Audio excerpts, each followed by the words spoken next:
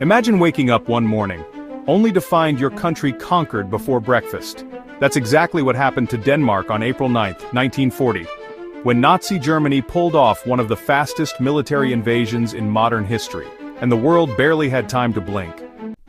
As tensions in Europe reached a boiling point, Denmark found itself caught between two powerful forces, Nazi Germany to the south, and the ongoing war between Germany and the Allied powers, Britain and France.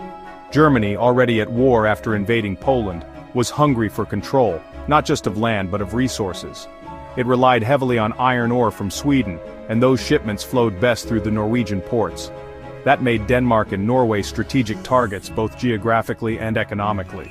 To secure its access and outmaneuver the Allies, Germany launched Operation Weserübung, a dual invasion of Denmark and Norway. Denmark had seen the writing on the wall since 1937, cautiously improving its defenses. By early 1940, it had built up a modest army of 15,000 soldiers. Still, in a bid to avoid provoking Germany, Danish troops were pulled back from the border after World War II began. The government hoped that neutrality would be respected, but neutrality doesn't work when Hitler is your neighbor. On the early morning of April 9th, at 4:15 a.m., German troops launched their assault.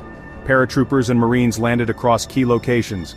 German warships entered Copenhagen's harbor without opposition, and phone lines were cut to disrupt coordination. By dawn, troops had reached Amalienborg Palace, home of King Christian X. The king's guards fired briefly, but the reality was clear: resistance would be crushed. Meanwhile, Luftwaffe bombers flew low over the city, not dropping bombs but sending a message.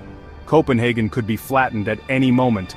In the countryside, especially in Jutland, Danish troops mounted pockets of resistance. Brave but outnumbered, they faced a force too swift and too prepared.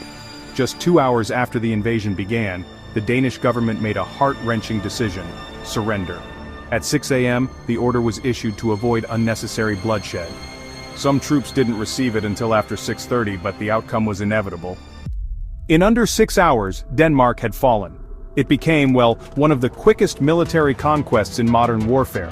Yet the surrender came with terms. Hitler, wanting to maintain an image of order and cooperation, allowed Denmark to retain control over its domestic affairs. German propaganda painted the occupation as protection from Britain, not subjugation. For the next 5 years, Denmark would live under German shadow, until the war's end in 1945. But that story, the occupation, the resistance, the quiet defiance of a small nation, that's a tale for another day.